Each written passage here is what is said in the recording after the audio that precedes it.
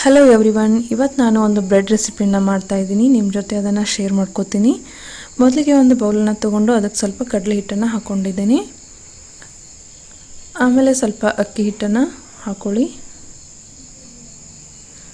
ಸ್ವಲ್ಪ ಉಪ್ಪು, ಸ್ವಲ್ಪ ಕೆಂಪು ಖಾರದ ಪೌಡ್ರು,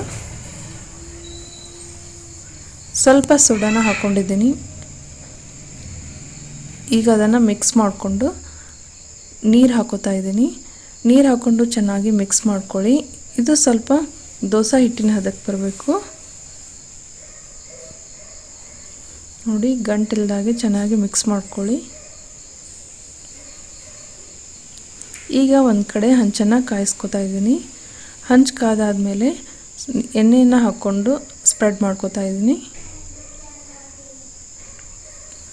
ನಂತರ ಇದಕ್ಕೆ ಬ್ರೆಡ್ಡನ್ನು ತಗೊಂಡು ಆ ಹಿಟ್ಟಿನಲ್ಲಿ ಡಿಪ್ ಮಾಡಿಕೊಂಡು ಬೇಯಿಸ್ಕೊತಾ ಇದ್ದೀನಿ. ಇದರ ಮೇಲೆ ಸ್ವಲ್ಪ ಉಳ್ಳಾಗಡ್ಡಿ ಕೊತ್ತಂಬರಿಯನ್ನು ಹಾಕ್ಕೊಂಡಿದ್ದೀನಿ.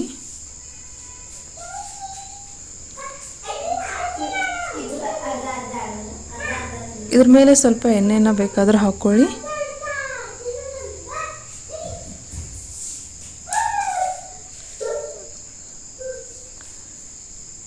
ಎರಡೂ ಕಡೆ ಚೆನ್ನಾಗಿ ಬೇಯಿಸ್ಕೊಳ್ಳಿ.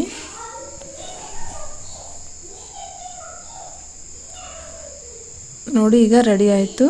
ಇದಕ್ಕೆ ನೀವು ಬೇಕಾದರೆ ಮೇಲೆ ನಾನು ತುಪ್ಪ ಮತ್ತು ಪುಟಾಣಿ ಚಟ್ನಿಯನ್ನು ಹಾಕ್ಕೊಂಡಿದ್ದೀನಿ. ನೀವು ಬೇಕಂದರೆ ಸಾಸನ್ನು ಅಷ್ಟೇ ಹಾಕ್ಕೊಂಡು ತಿನ್ಬೋದು.